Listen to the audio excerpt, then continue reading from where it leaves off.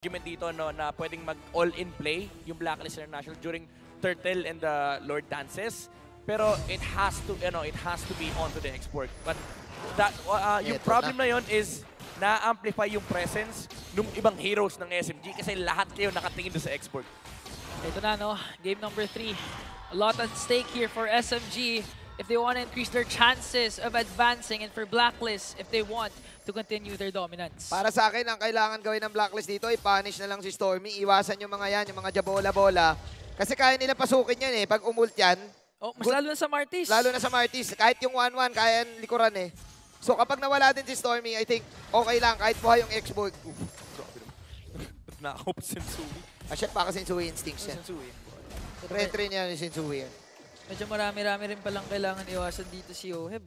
Yung spatial migration pa lang ni Saksa, halos Kaya, no? kayang Pero spammable yan eh. meron naman siyang needles and flowers na second skill. Paano pag Interesting tumutin yung kay Stormy?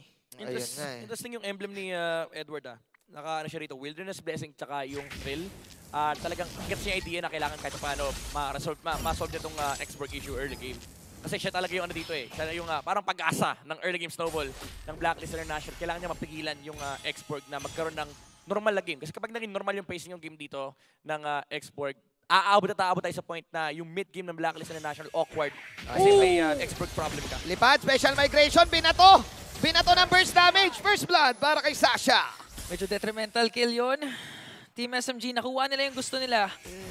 This is a Martis na you're preventing to reach their power spike, and Team SMG, nagagawa nila yun, and they can actually translate that to a turtle take. Saksa, I mean, sorry for that mispronunciation, but in a way, tama ka, Ingan. Snowball ang gusto ni Sensui, so you don't want to get those deaths. At nakakill pa si Smooth, nako, umiinit. Umiinit na Midnight. Umiinit na talaga. And again, yung SMG ito, very clear yung kanilang win condition. Umabot ka lang ng mid to late game, mahihirapan ng Blacklist International. And si Sensui, napatay kagad na isang beses, as well as Edward. So, on the right track, yung plano dito ng SMG, talagang aabot tayo sa point na yung mastery ng late game ng Blacklist International, yung magiging condition nila dito versus Team SMG. Kailangan na kailangan talaga nila alagaan ngayon si Oheb kasi with this information or with this gold lead established, mapapansin mong pupuruhan at pupuruhan yan, especially with Miko on the gold lane. Tingnan natin, poprotektahan ngayon ni Miko, si Sasa, si Oheb ngayon, nagbato ng first kill, Oheb. Meron siyang panlipad, ilalaban to ni Oheb. Oheb, okay, out para kay Sasa. Oheb, umaamba lang. Eagle pa rin si KL1. Sila Sensui paparating dito sa gold lane. Kasama natin si Yue. Circling Eagle, ginamit na on to Sasa. Okay, pulado si Sasa, pero ayun si Oheb. May BMI out. Okay na, sa bandang gilid si Sensui. Sensui, pulado ngayon, out. Mortal Coilings. Hindi tatama yung Psycho Ball ni Saksa. Yung Team SMG ngayon, ang ganda ng pinapakita. Tuloy-tuloy lang talaga yung pag-group up nila. Saksa nakahuli na naman, pero out lang. May Mortal Coil naman. May Mortal Coil. Relax. Pero ang hirap nito. Hybrid build din yung Guinevere. So kailangan din mag-ingat din talaga nila Yue, pala na rin ni Sensui kasi pag nataranan sila, may damage output sa Oheb. Okay, nag-miss dito yung Mystic Gush. Oheb, Needles and Flowers out. Makakalipad ba si Oheb dito? BMI for Sasa. Mag-aabol ba si Rene J? Patience mula kay Oheb. Build lang muna ng Corrosion site. Yung luxury lang dito ni Oheb is the fact na meron silang Matilda. So minsan pwede siya mag-overextend to try and get the stacks. And if worst comes to worst, guiding wind out lang. Ako, may Ice Queen mo na si Stormy. Naku, init lamig na yan, boss. Init lamig talaga. Naku, Yun lang ang kailangan nila dito malimit yung mobility ng Blacklist International. And yung next step is actually yung defensive capabilities versus the 1-1. After nun, sobrang mitigated na ng damage output ng Blacklist. Ano na lang to dominance is probably Blade Armor, yung kakailanganan nila, or yung immortality ni X-Borg. Tapos yung SMG, pagdating yung mid-game, pwede na sila mag-ramp up ng pressure. Kanina sinasabi din natin na Team SMG, if they wanted to win game number 1, kailangan nila mag-make ng play. They have to take a risk. They have to take a lot of risk just to execute good plays. Pero ngayon, Blacklist International, sila naman ang may kailangan. Pag nag-close na yung window, Smooth. Okay. isang Martis, pero teka lang si Smooth. Last Insanity coming up from Smooth. Andun si Randy J. Edward! Makakapag-set dito. Tingnan natin, very missing cash na doon. Edward makakakuha ng kill. Ang ganda ng NetherRealm. Sino makakakuha ng turtle? Walang iba kundi si Yue. Yue! 2-2. Blacklist International. Finally, nakabawi. Ito na yung risk na sinasabi natin na kailangan i-take ng Blacklist. And slowly but surely, they are able to execute that with a masterclass na naman of a Turtle Dance Midnight. Yeah, sobrang aga actually nung silip ni Expert doon. Oh! Ayun lang. Yun lang napatay. Pero top lane. Okay. Oh, binalik! Binalik, pero kaya ba? Renny J, i-go niya pa rin ba to? Stormy. Pinap lang. Yung Mystic Ball. Yeah. Medyo overextended din yung positioning ni Smooth kanina sa turtle fight na yun. Nung nawala yung Piraga armor, doon na nakakita ng opportunity si Edward for a flicker final slash. And yung mga ganong moments talaga kailangan ingatan ng SMG kasi alam mo, Blacklist International to, bigyan mo ng maliit na butas, talagang palalakihin nila yan. Yes, sir. Laki ng potential displacement kasi na nabibigay ni Edward. And if ever makastack sa'yo itong si Oheb because of the final slash ni Edward, madali ang mapaikot to. Grabe si Smooth to, sabi niya, ayoko na mag-emo, gusto ko Dreadnought armor lang, tapos rush ko na yung Ice Queen 1. Rush Gaming. Ultra slow eh, no? Oo, Yung gusto nila eh. Kailangan niya actually yung immortality. Init lamig. Init lamig para kay Smooth. Pasmado ka dyan. Okay, pasok na naman Mystic Gotch. Combination, pero may NetherRealm. Kayang mabuhay dito ni Edward. Nice save. Magmumula kay Yue. Siyempre, bestie ko yan eh. Oo, Kailangan kailangan ganyanin yan. Kailangan ligtas talaga yung Arlot. And every kill na makukuha ng SMG, it does matter Nako. for them. So kailangan mapigilan talaga ito ng Blacklist. Pero top lane! At ngayon, niliparan nila Sasa. Sasa, Pulado, na blazing duet. At siya ang mawawala.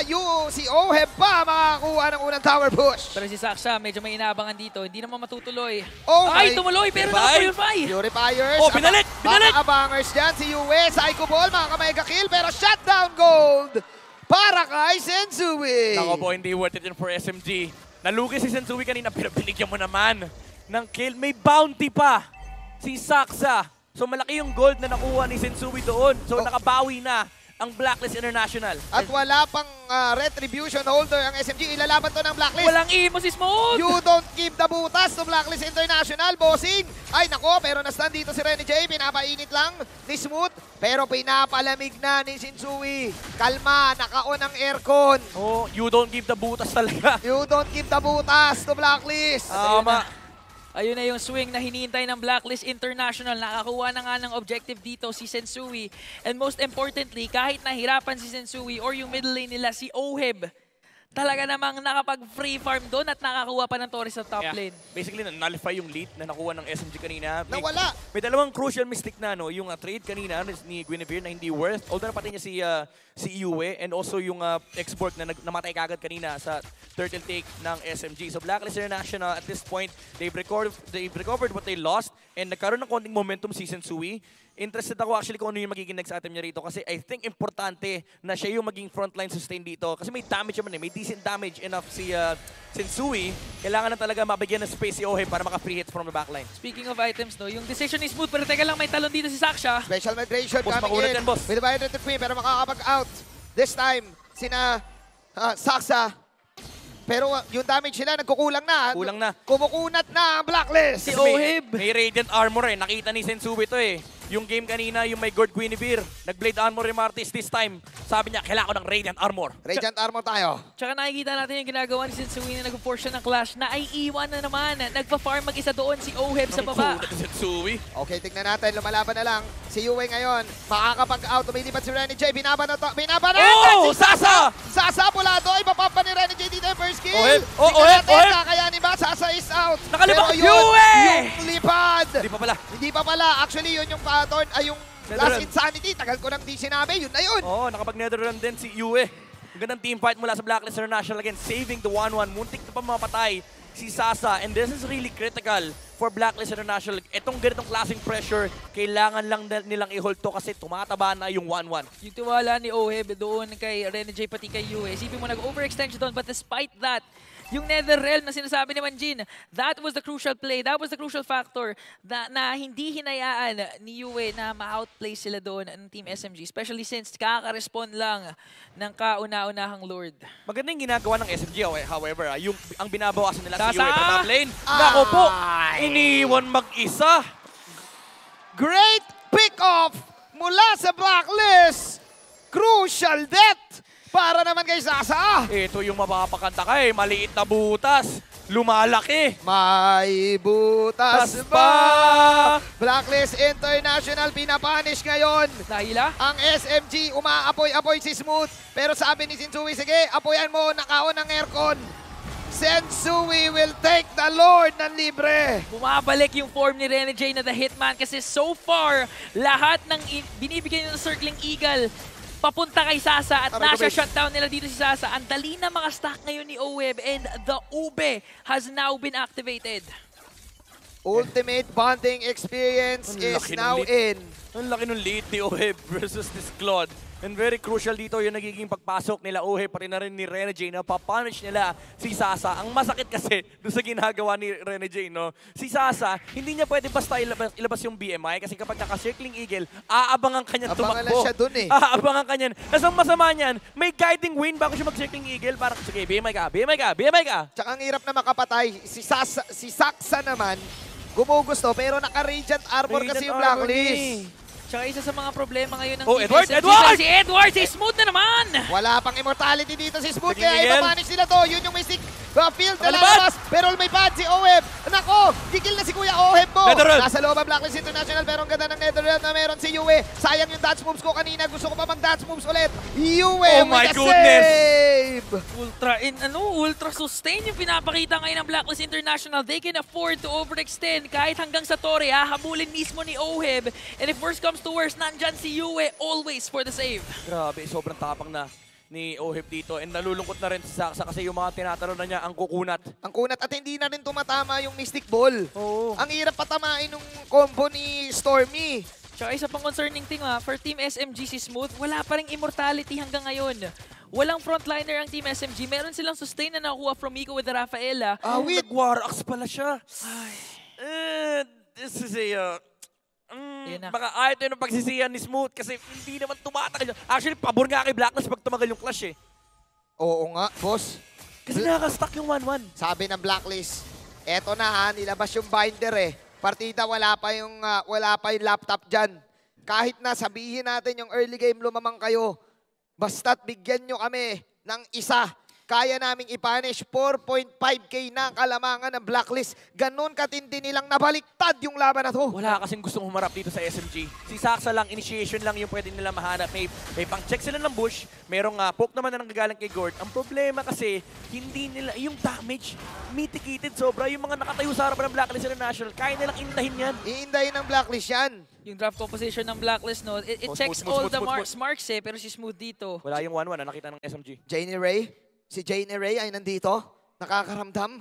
Si Rani J. Nagkaamuyan sila. Alam ni Nagkaka- Rene J? Oh. Alam ni Rene J, may mga tao dito. Kahit ingrid, lumipat na si Rani J. Partida, di pa nagbuwaw yan. At wala ng ultimate dito si Smooth. Hindi ka smooth ngayon dahil medyo rough yung nangyaring death na yon. Blacklist with a big off. SMG, this might bite them in the end. Yung immortality talaga na hindi nag-exist dito kay Xborg. Nasasaktan sila. Walang umaharap for SMG. Every time lalapit yung Blacklist International, lahat sila nagtatakbuhan. Nahihirapan talaga ngayon Team SMG. Hindi na nga ata sila mag-contest dito. And if they do, this Hirap might niyan, be boss. detrimental. Walang damage, boss. Walang frontliner, walang damage. Yung mga pokes kasi nila, mga magic, naka-rated armors parehas yan eh. Si Edward at Sensui. At nansisika na si Rani J. Nansisika na si Rani J. Libreng Lord na naman sa side ng Blacklist. Oh no, SMG. Ang ganda nung nag-start nila pero now Blacklist International leading by 5.5k gold and meron na rin si Halbert si Oheb dito. So yung sustain, yung regeneration na nanggagaling kay Rafael na mababawasan palalo. Dadating na naman tayo sa point na Team SMG. Kailangan nila mag-wait ng mistake ng Blacklist or if they want, sila mismo gagawa ng play. Pero sa pinapakitang sustain ng Blacklist International, kahit nagkakamali yung Blacklist na nag-overextend, Oo. hindi sila nagsasuffer eh. Tingin ko hindi na magkakahamali ito. Unless Super Torre. Unless Super Torre. Ang hirap na kalaban ng 1-1 ganito. Ang bilis ng Oo. tumalo. No? Ang kukunat ng mga nasa harap, yung pinaka may damage pa na nasa likod, Hindi mo ang pa tulas. Hindi mo pa mapatay kasi may sariling purify. Yun na nga. Tapos nahihila lang din naman ng guiding wind. Tapos if worst Exactly. comes to worst nga, nandyan si Yue. Kanina pa yung mga Netherrealm niya, on point parati eh. Ang daming tools eh. May guiding wind, may netherrealm, may sarili siyang wind of nature. So ang hirap na patayin ni Oheb. Kaya nga ang tapang na niya, pumo-frontline na lang. Yuel, ligtas mo na lang ako mamaya. Pag walang Netherrealm, Jay, guiding wind na lang. So, if you're team SMG, and Okay. ano problema? Si Edward Against the sumubok 1-1. dito. Out para kay Saksha. Nandun yung Lord sa may bandang top lane. Mag-aabol ba dito ang side ng team SMG? Mukhang hindi na. Mystic Field coming in. Guiding wind. Mystic Gush. grabe. Tatamaan si Yue. Yue. In-out lang. In-out lang. Nilakaran lang nila. Nilakaran lang nila yung mga skill. Blacklist on the lead. Sabi ng Blacklist, oh, wala sa blueprint, wala sa blueprint. Back. Wala sa back. blueprint. Napanood ko to eh. Uy, si Oheb may hinihintay. May plano. Boss, May pag may tumawid. Ito, nasa blueprint to. Dalawang lilipad dyan, dalawang himpapawid. Ay, nasa blueprint nga ata to. Na-code to eh. Guiding wind, circling eagle lang. Kayang-kaya nila abutin kahit sino. Oy! Ito na. Oh, Sasa. Quiet. Sasa. Quiet. Lahat ay quiet. Gagaling umacting. Acting lang. Acting peace. Ganyan lang. Acting peace. Mahina lang. Walang maingay. Kunyari, wala doon sa bush. Kunyari, wala doon sa bush. Kunwari lang. Nakaramdam din ata dito si Sasa. Naramdaman ni Sasa. Wala kasi nagpapakita. Sabi ni Sasa, saglit. Ang dami ko na napanood na ganyan eh. Oo, ayoko na maulit. Veterano kasi yan. Veterano. Oo, Experience OG din Kage, OG Kage. Kage. Matagal nang maraming nadamay dyan sa bush na yan eh. Oo. Ito, dead bush eh, no? Oo, dead bush yan. Yung dalawa yung nasa mid eh. Yung left, right. Pero Pag may tumatawid, ay ang naku, tagal, Sasa. naghihintay pa rin, Sasa, ha? veterano ka na, Sasa. Ang tagalin na, Wala. Oh, wag mo titirayan, Yaman lang. Yeah, slow push. Immortality na, boss. Kaya na, kaso na-delay na 16 minutes naman, Jin eh. Galing umakting ni na Oy! wait lang. Quiet lang. Okay, quiet lang. Sabi ni quiet Spot, lang. ba't wala nagtutulak nito? Quiet lang. Mga best actor ah. Oy! Yan na! Nakita, nilaban Insanity. dito. Last Insanity. Acting lang lahat. Oh, wala nang ulti. Acting lang lahat. Wala nang ulti, may Lord pa ang My paspon. Lord pa. Acting lang lahat, boss. Beautifully executed for Blacklist na bait out nila yung skills ng Team SMG and best part is, sabi nga ni Midnight, may Lord pa. Lord Dance 101, slow pushing yung bottom lane. Nagpakita yung Claude, mabilis lang din makahabol yan. Pero Blacklist, pag may lumapit dito, baka mag-hero lock na kagad sila. They can afford to do that eh. Ang dami nilang ways to reach. Ayun, ang them. tapang, oh. Energy pa lang si Yu manghihila nga dito. Oh, hero. Nakita na yung Sasa eh. Sasa na paggamit ng ultimate dito. Oh. Sasa, mawala na. Makakapag-out si Renijay. Nandito na ngayon. Actually, si Smooth pala yun. Yung nag-ultimate si Sasa ay nandito na. Makikita na rin nila. Mayroon pa rin immortality si Smooth. Ilalaban pa rin ba ito ni Owen with the shallow spot? Libreng Lord ba ito? Dahil ginagawa lang ni Shinsuke. Pumasok na si Saksa. Pero yun yung Netherrealm. Killing spree is real. Top lane! At yung top lane ay pinupush pa. Owen makaka-pick up. This is it! At Renijay! mukhang eto na ang push na hinihintay ni na Yue. At mukhang gugustuhin pa. Dahil ayun yung pick up kay Stormy ng Blacklist. Wala minions. Pero mid lane. Walang init dito sa Blacklist International dahil lamig ang gusto nilang iparamdam sa SMG 4-9. Is this the final push? Pasok si Smooth. Lalaban pa ba? Binigay niya na lahat. Desperate move. This is it! Pero mukhang this is it. Pansit. Blacklist will take away this series. Blacklist International. Once again, pinapakita nila ang katunayan, ang tunay na lakas ng Pinas. Their patented blueprint.